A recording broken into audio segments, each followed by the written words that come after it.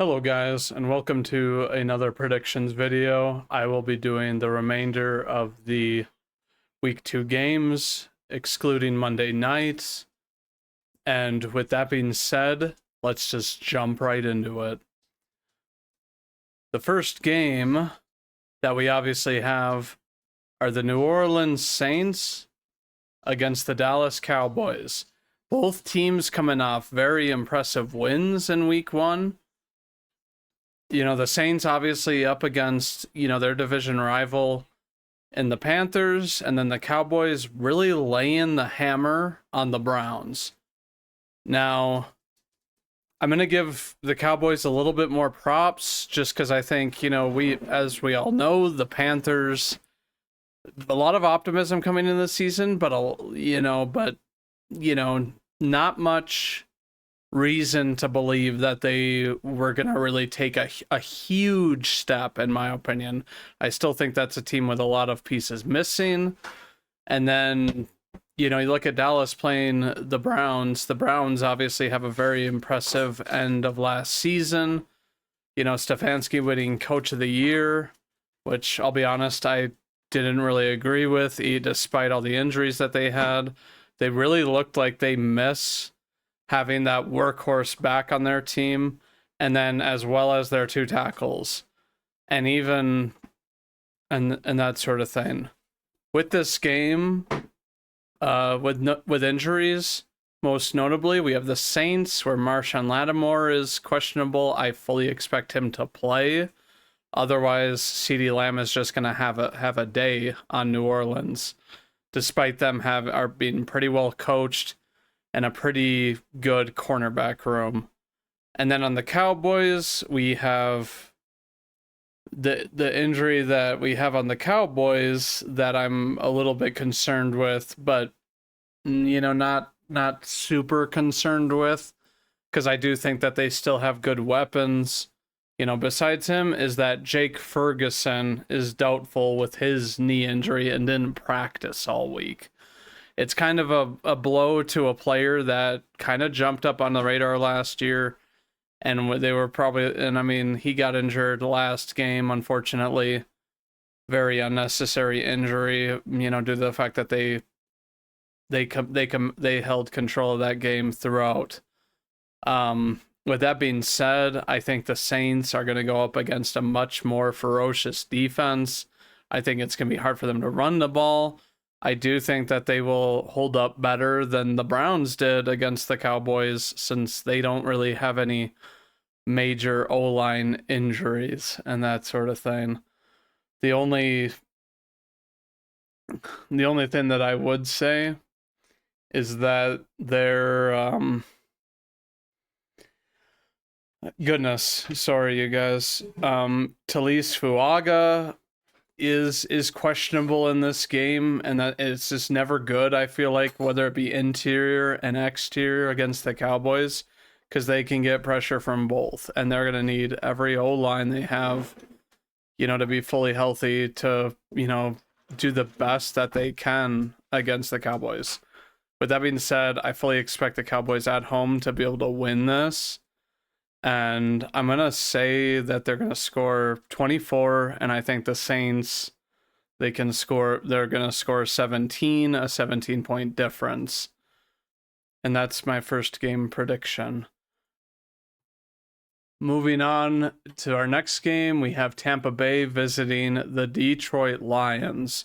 Obviously, the Lions having a really, really close game. One that it could have went either way.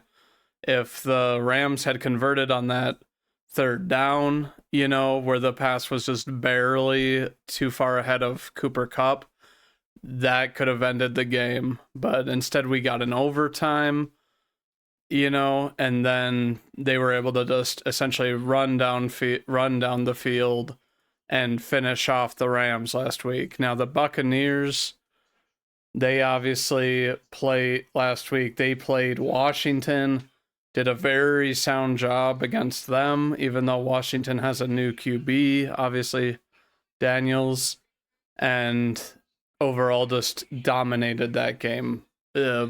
Another game that the winning team dominated in, and looked very good. Godwin contributing, Evans contributing, Baker looking like he finally has found his home, on the Buccaneers. But I think this is going to be a very tough game for them. I think that the Lions, despite, apparently they have a couple of injuries. Apparently they have a couple of injuries with Jamison Williams has an ankle injury, Carlton Davis. They do list Penei Sewell on here, but we all know that he's going to go possibly the most dominant tackle in football. I think that they're going to be able to really take it to the Buccaneers as well because Antoine Winfield is not playing. And they also have other injuries like Luke Gedeke is out, Josh Hayes, the DB, and then even Kalijah Kancey is out this game. So overall, they're going to really need their stars to shine. They're going to really need Levante David, Mike Evans, to be able to pull one out here. So looking at this game, I think that even if Jamison Williams doesn't play, I kind of expect, Carlton Davis to even give him the rundown, maybe, on the Buccaneers. And I think that's going to be because he was on that team last year and be able to, point some things out to them. So I'm going to go with the Lions. I think that they're going to expose, honestly, the Buccaneers defense. And I think that they're going to win 31-24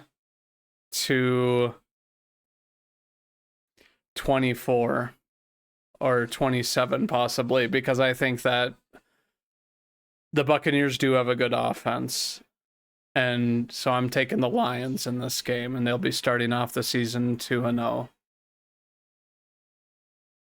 Now on to our next game. We have my Packers hosting the Indianapolis Colts. Now, as it looks right now, it looks like Jordan Love is not going to play. He was downgraded to doubtful today. I believe he was questionable yesterday and that sort of thing. Hadn't practiced all week. Was seeing the medical staff and trying to be as ready as he could because he obviously wanted to really be able to play the home opener against Indianapolis. So it looks like Malik Willis is going to play. They did elevate Clifford, which is the practice squad QB that we drafted last year, who last year was Jordan Love's backup. But looking at this game, we saw great talent from Richardson last week with an incredible throw where essentially he did not really have that much room to step up and he just slung it to Pierce downfield. And ironically enough, we have the two leading wide receivers through week one in this game, possibly. They do list Jaden Reed, who had the most receiving yards in week one, as questionable now with a calf/shin injury. And then obviously Alec Pierce had most of his yards off of that one catch. Was a crazy throw. Really shows, this is why we drafted a high upside guy in Richardson. The thing that I will say, I guess, about this game is that obviously both teams kind of lost nail biters at the very end. The Packers obviously losing in Brazil to the Eagles, and then, the Colts ultimately losing to their division rival in the Texans, who are obviously a playoff team. So looking at this game, I'm kind of expecting it to be close, unless the defense of the Packers just completely blows me away, which I think with week one, the thing that you can kind of look at, is that, the field was bad. Neither defense really played well in Brazil. Everyone was kind of preaching that everyone was kind of preaching that like both QBs didn't really play very well in Brazil and they were slipping and that sort of thing. And there was also wide receivers slipping, DBs slipping, and just all that sort of thing. So are we going to see a much more potentially dominant Packers defense where it's like, I mean, if they did take away, or if Keyshawn Nixon did get that takeaway at the end, you know, that he missed a interception on, and he could have taken that back for 6. Would we be praising the Packers defense for, you know, for still letting up, but having a good amount of takeaways on Jalen Hurts? And is the Packers defense going to play Richardson as well as they played Hurts, with essentially limiting Hurts to not being able to run the football?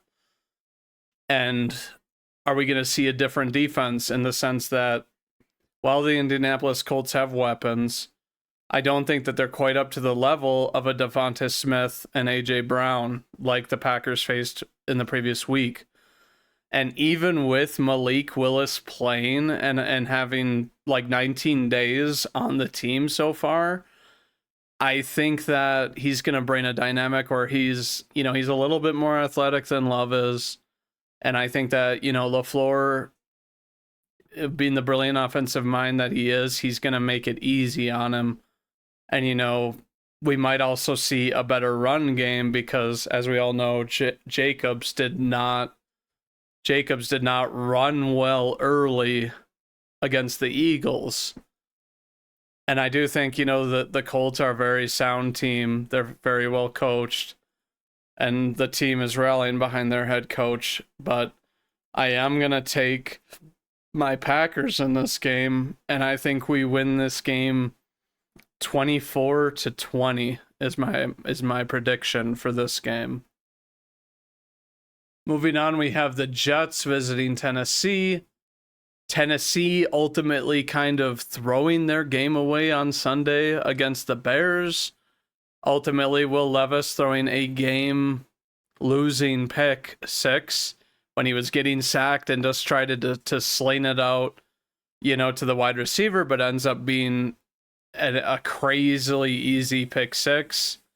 Obviously, Tennessee had kind of controlled that game through their running attack, and they're playing a team that got absolutely butchered by a backup running back on Monday night. So potentially, Tony Pollard could run for even more yards, and I think he had the longest run of the season, or of the beginning of the season. So looking at that, though, I think the Jets, they obviously played a tough team in San Fran, and I think that a lot of running backs would do well there because of the scheme and because of how well their running scheme is with Shanahan. And with that being said, the thing that I'll say is that both of these teams are still pretty much fully healthy.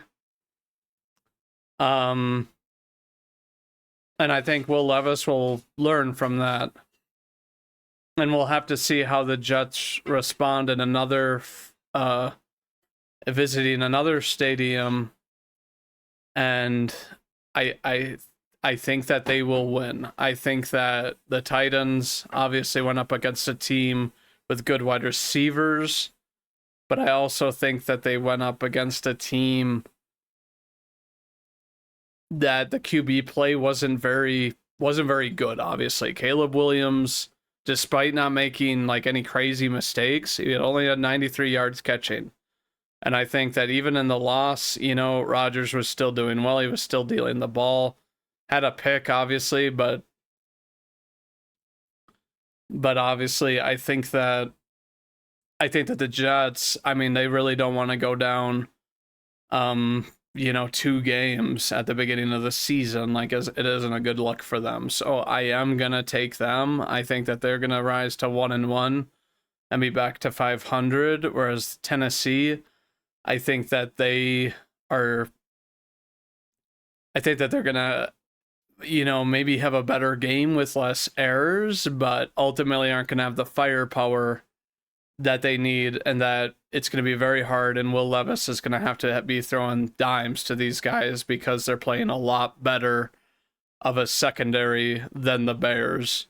So I'm taking Jets, and I'm going to say that they're going to score 24, and then the Titans 17. Moving on, we have San Francisco going to visit the Vikings. The Vikings really need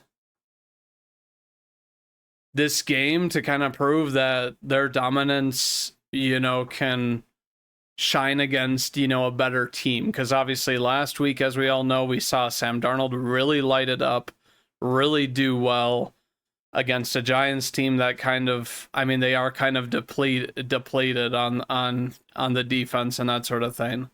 But I don't think it's ever a fluke when you complete 10 passes in a row. Like, even, the greats have a hard time doing that, especially at the beginning of the game. But the thing that I will say that's going to make it tough is that Addison is out this game. But otherwise they have a very healthy team. I think they have a really good O-line. I think their secondary isn't that bad on the Vikings. And so they're going to line up well. And obviously, as we know, Christian McCaffrey is not playing. So that sort of thing. As well as Hufanga is out this game as well, who has been a good safety for them. So who knows if there's any liability potential with their backup. Obviously, at this point with Addison being out, Jefferson is going to be who they're going to try to limit. And we'll see if Darnold can continue to play very, very solid football, which I think he can. I think he can continue to play solid football, to be honest with you. But I am going to go San Fran. Obviously, it's hard to go against a team like them. They dominated a Jets team who many are considering a playoff team, who still kind of, who knows, the jury is out on that. Because you have a lot of talent doesn't mean you're going to be a winning team. But I'm going to say Niners, because I definitely don't think that they're going to be able to run as freely against a Vikings D that is pretty good against the run. I think they're going to score 27, and I think the Vikings are going to score, I'll say 20 in this game. But otherwise, moving on, we have Seahawks at the Patriots. The Patriots, obviously, we didn't expect to win week one. It was up against the Bengals, even though the Bengals do have injuries and that sort of thing. The main thing that I think about with this game is that obviously the Seahawks are without Kenneth Walker, who they kind of lean on and does tough running and that sort of thing. But the Patriots are pretty much fully healthy. They've got a lot of guys on here on the injury report. I fully expect almost all of these guys to play. Obviously, besides Sidi Sow, the guard. But he had a bad ankle injury. And then you've got, the Seahawks, where it's like George Fant is doubtful. That is unfortunate. You've got Kenneth Walker, I guess, who is doubtful, but I feel like he's not going to be able to play. He has an oblique injury, and those are it's kind of hard to just come back from one of those, to be honest with you. They're, really, goodness, they're not fun. And even though Brissett played a very solid game, I think that they played against a defense that, in the Bengals, that needs to find its identity and has kind of faltered in the last couple of years, and that sort of thing. And, losing good players that were very good players and not re-signing them and then trying to rebuild your defense. I just don't, think that, like, oh yeah, it's not going to be as an insane a challenge, and you're up against the Seahawks, who have a very good secondary. And I think that their run defense is also pretty good. But I'm going to take the Seahawks on this one. And I think that, obviously the The Patriots have a very well coached defense. I think this is going to be a low scoring game, to be honest with you. I'm going to call this, it's going to be the Seahawks game. They're going to score 20, and the Patriots are going to score 10, is what I'm going to say, because I mean, there's a reason why Brissett is a journeyman quarterback. I mean, he's good, he's accurate, he understands the game, but he's just not one of those that he's going to be able to just go out and play the way he did to win games, week in and week out. So I'm taking the Seahawks. Looking at this game, we have a division game. We have the Giants and the Commanders. As we all know, the Commanders lost last week to Tampa Bay, and the Giants lost to Minnesota. So one of these losing week one losers is going to get their first win, barring a tie, obviously. I like the Commanders. I like the way they're coached. I think that they also have the better quarterback, obviously. Like, that's obvious. Like, Daniel Jones, it's almost like he regressed really hard because he missed a whole year of football. And they obviously went out and they got him a weapon. And they obviously wanted... And they obviously, and that sort of thing. And I mean, they're still only giving Washington like a 1.5 point average in this game. But I do think that they have the better receiver in the game, and Scary Terry.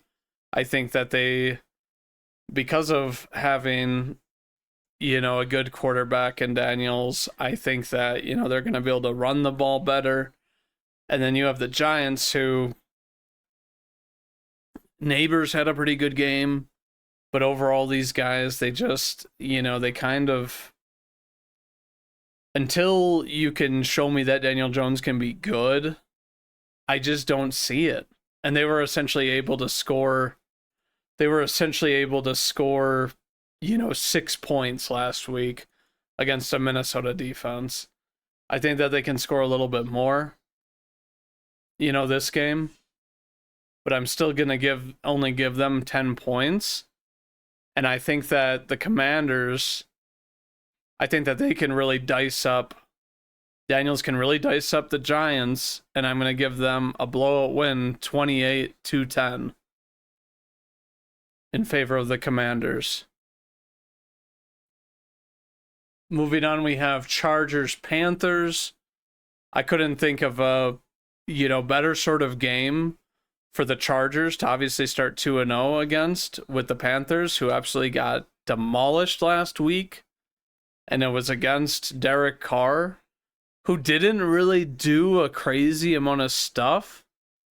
But it's like the Panthers' woes aren't going to get any easier against the Chargers. The Chargers, to me, have a better defense, a better pass rush. Despite having Joey Bosa questionable, I think that this team's going to go out and they're going to really be after Bryce Young, because it looked to me like he really to me just kind of, struggled with the pressure again, and the pressure was there because their O-line clearly isn't fixed. So I think that this is going to be another kind of blowout win.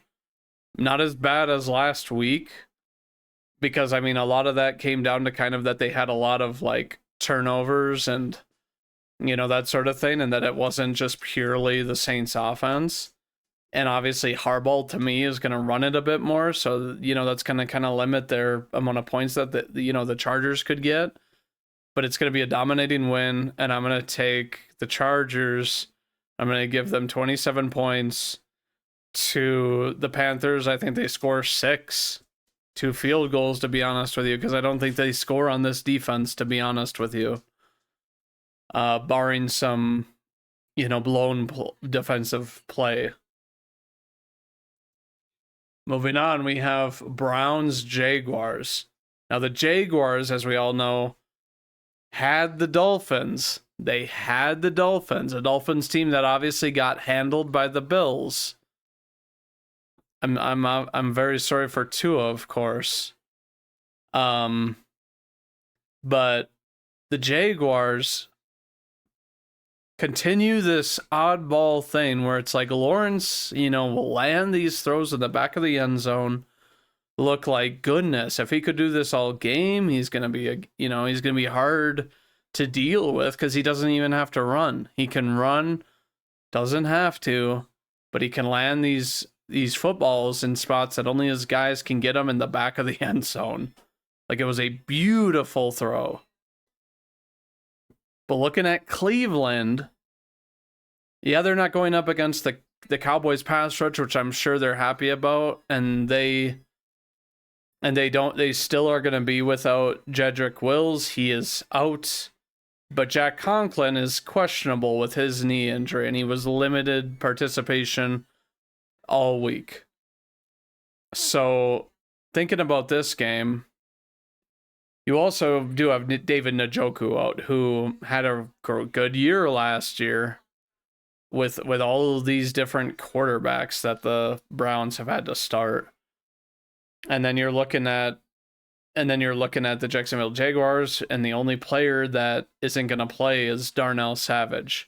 Obviously, the safety that they brought in this offseason after the Packers did not re-sign him. But overall, this is a very kind of peculiar game to me, because it's like, obviously the thing about it is that the Miami offense is a lot more explosive than the Browns offense. The Browns offense is kind of, to me, the reason why it isn't working is because they need a back that's going to be able to run it out of the backfield. All of these guys that the Browns have, to run the football, they obviously don't run it like Chubb, but they just don't run it up the middle, really, when they don't have Chubb.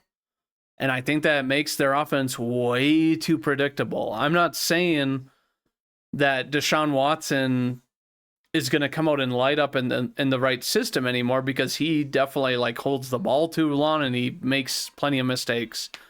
But last week, with the O-line the way it was, it was practically a free win for the Cowboys, in my opinion. It was not a fair judgment to their ability as well as the Browns' ability. And I think that, if the line was healthy, maybe the Browns compete a little bit more, but I think that this game is going to be close because the Jaguars just can't seem to close a game against, anybody.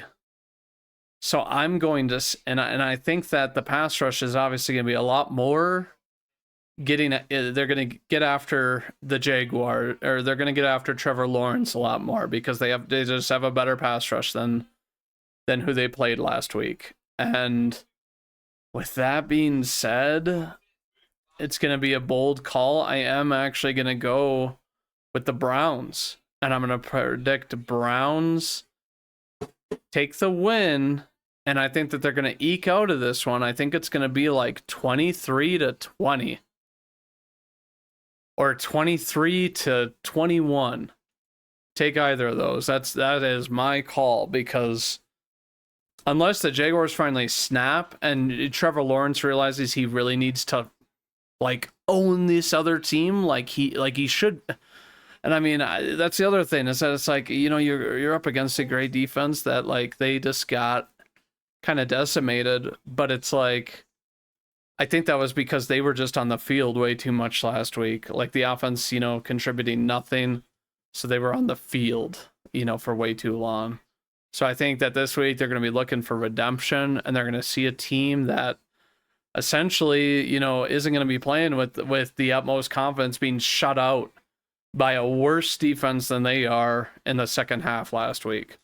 So that's why I think it's going to be tough on the Jaguars, and I think that this will be a close game. Moving on, we have Raiders and Baltimore. As we all know, Baltimore barely lost, the season opener to Kansas City. They've obviously had a lot of rest since then. So with that, And I mean, they're only like, and I don't even know if it's a notable injury yet because we obviously haven't seen him play a lot. But Nate Wiggins is out, and then every other player is in, besides Adiza Isaac. And then, I mean, they do say Kyle Van Noy is questionable with his eye injury. I'm assuming it's kind of like inflamed, or maybe he's got like an eye infection. I've actually had an eye infection and they are not fun and they kind of discombobulate you, to be honest with you. Like, it's your senses are just bizarre, when you have an eye infection, not just your vision. But looking at this game, I just don't expect, the Raiders to be able to win, to be honest with you. Obviously, this is a well-rested Ravens team that I don't think we're going to see Lamar Jackson run as much, just because he is up against like Max Crosby and a physical Raiders defense. But I do think that they're gonna be able to win this game. The thing that I'll say about the Raiders is that they obviously lost against the Chargers, and they ultimately couldn't really do much. And I think, Baltimore is just going to be, it's their home opener. It's really going to be a tough game for the Raiders. But I'm going to take the Ravens winning by a good amount. I think that they win 24-10 in this game. Moving on, we have Rams Cardinals, a divisional game, an NFC West divisional game. Obviously the Cardinals played a very good game against Buffalo, who obviously we just saw Buffalo own Miami. And while Buffalo just they didn't even really do much, and the Cardinals were up early, and I was like, oh my goodness, are the Bills like not going to be good this year, even though they have great coaching and great players and that sort of thing. I was like, what is going on with them? But then, Josh Allen happened, and he rushes for 2, he throws for 2, and he ultimately wins them the game. So looking at this, and looking at the Rams obviously could have very likely started 2-0, this season. And because of that, even though they're going to go visit the Cardinals, I think that the Rams are going to win this game. I think that the Cardinals,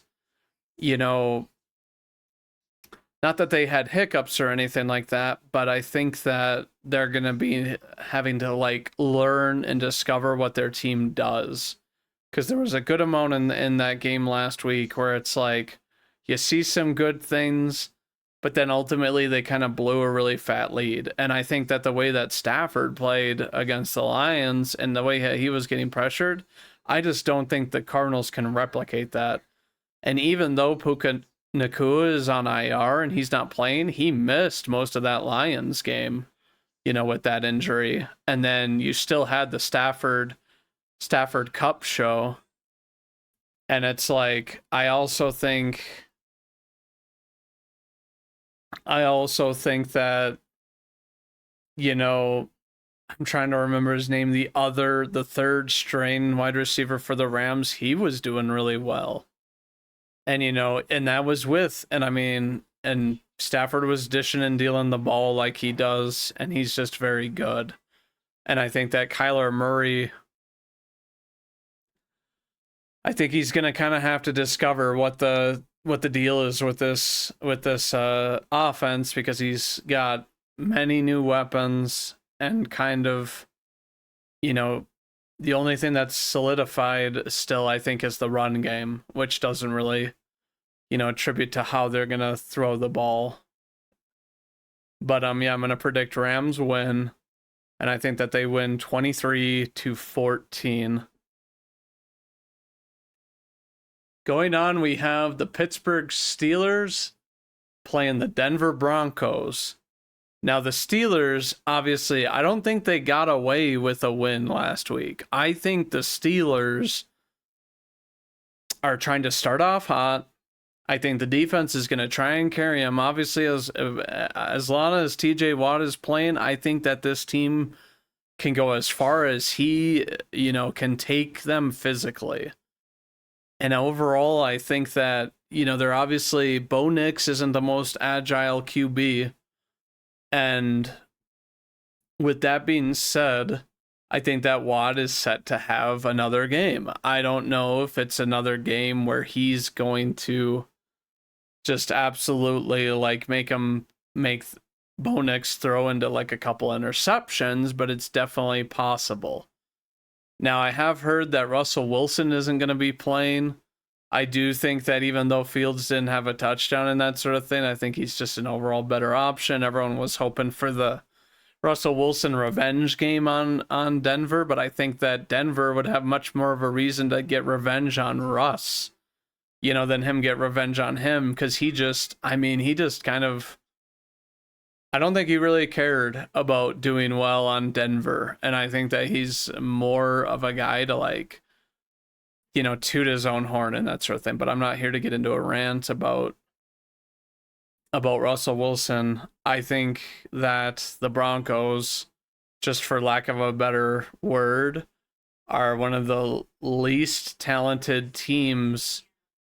So therefore, it's going to be hard for them to win games. I don't think that their scheme is bad. I don't think that Sean Payton's offensive scheme is bad. I think that it's going to be a work in progress, and this is going to be a very, very hard game, especially considering the defense they're playing against. Obviously, last week they were able to put 20 on Seattle, who's got I'd say a pretty solid defense, even though they have a new, head coach who's a defensive-minded coach. But I think, and that sort of thing, there was obviously kinks to get out, in Seattle's defense, for week one. But I fully expect Pittsburgh to really, they already took on the Falcons, who everyone was like, oh, well, they're an automatic lock for the playoffs. They have the best QB. They have the most talent. And they made them look like a joke. And then you're talking about Denver, who, their best wide receiver is Cortland Sutton, who is a baller, but he's not going to be enough to carry a Denver offense against, a Pittsburgh Steeler defense of this caliber. So I'm taking Pittsburgh, and I think that they're going to win 20-13 is my prediction. Moving on, we have the Cincinnati Bengals visiting the Chiefs. Now, everyone wants to say that, Burrow is our answer to beating Mahomes, and they do always seem to play better against them. I think that Mahomes is probably sick of the banter, and he probably knows that, I want to, and this is obviously at Arrowhead again. And they obviously came off against a team in the Ravens who are quite frankly, better at almost every position than the Bengals, except at wide receiver. But then you don't have T. Higgins playing. Tyler Boyd departed in free agency. And you just, overall, it's the Chiefs, obviously they have Marquise Brown on IR, but they didn't need him to beat the Ravens. And they ultimately relied on Pacheco and Rice to win them that game, as well as, some help from Kelsey. But looking at the Bengals, I think that because their run defense is somewhat of a liability, it's not what it was when they made their Super Bowl run. And, they're somewhat brained up on their D-line. I think that it's just going to be too much to overcome. I think that the Chiefs are really going to run circles around the Bengals. And, they're going to go to 2-0. Barring some weird fiasco where if all their wide receivers drop it, crazy amounts or something, Like there's no way that they're losing this game. That's all I'm saying. Especially when the Bengals are like, we lost to New England, who, could still be considered a bottom 5 team because it wasn't, a crazy great game for them. But I'm going to take the Chiefs, and I think it's going to be a dominating win. And I think that they're going to win 33 to, I'm going to say 17 Bengals. And that's my take on that. And then we're all the way to Sunday Night Football, where the Bears visit the Houston Texans. Obviously, both teams won in week 1, but to me, where the Bears, problem is that one, Caleb Williams might be too cocky. He might just be too cocky. He missed some easy throws. And everyone thinks that, with time, it's going to come naturally and that sort of thing. And I'm like, it doesn't just work like that. I mean, you just, and that sort of thing, but it's like we have the Texans who played Indy, who it's like Richardson maybe looked more like Caleb Williams did week 1 than Caleb Williams, obviously looked last week, where it's like, oh yeah, we have Richardson bombing the ball, making great plays. And ultimately, it's like, where he's playing against a defense that is better coached than the Titans are, with D'Amico. And I don't think he's going to find it any easier, down in a hostile environment in Houston. And I'm sure Houston is thinking to myself, like, oh yeah, show the Bears what it's like to play a real team from our division, And the thing to me is that the Texans have a better O-line. They're going to be able to protect Stroud better. They also have just a better run game with Joe. And then they have, 3 really solid weapons. Like, if the Bears can make this a game, they don't have to win, I don't think, to really, keep themselves. Like, they will put them, to me, if they can keep this a close game, they'll earn some respect from me. They didn't receive they didn't earn any respect from me last week. They ultimately won because of 2 defensive TDs that were handed to them. They were practically handed to them. Like, you can't tell me, blocked, punt, missed, and then Will Levis ultimately trying to, I don't know what he was doing, shovel pass it, like, to the sideline. It's like, you're not going to get that with the Texans. They're a lot better coached, and Stroud isn't and I wouldn't say Will Levis is a choke artist, but he panicked. And Stroud is cool and collected. So I am taking the Houston Texans. And while I don't think that they're just going to be able to walk all over the Bears, I think that they are going to have a commanding win where they score 28, and the Bears, I'm going to give them 17, I think, is their cap. Because ultimately they would that's kind of where they would have been at, potentially with one more offensive drive that would, have scored a touchdown, last week. And they're up against, potentially a better defense than the Titans, even though I think the Titans, have the potential to be, have a good stout defense once they've played together enough. But that is my take for Sunday Night Football. Now, if you guys disagreed with any of my takes, or you have any other opinions, I would love to hear in the comments. And as always, go Pack Go.